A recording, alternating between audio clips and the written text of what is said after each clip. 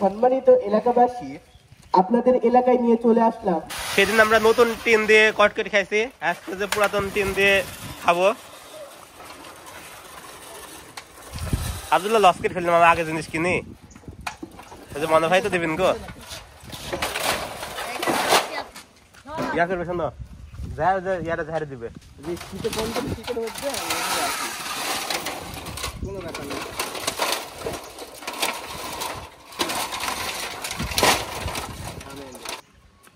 এক কেজি 400 ওস্তাদ 42 টাকা দাম দেন, 42 টাকা জিনিস দেন।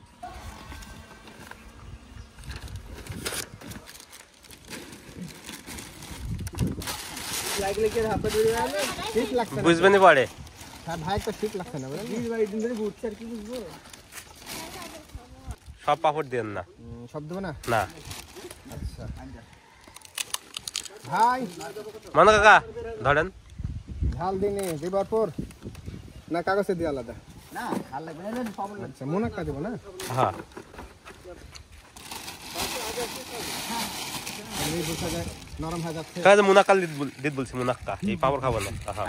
না না, এই খাবো না তো, তাহলে তো মুনাক্কাল দিব জোর করছেন না, করবো কি বুঝলি? জোর করলে আমার না। আমি তো ফেসবুকে কথা দিব না, ইউটিউবে আপলোড হবে। হ্যাঁ বলে বলে পারে, আমি মাইকে বলে যে মসজিদে ঘোষণা দেয়। হ্যাঁ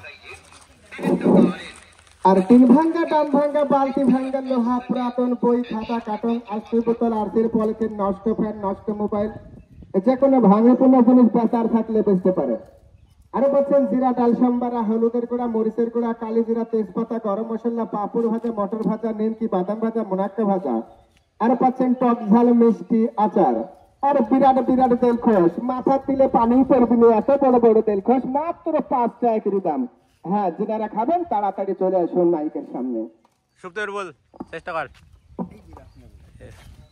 এলাকাটা এসে পাপড় বেচতে খাবো।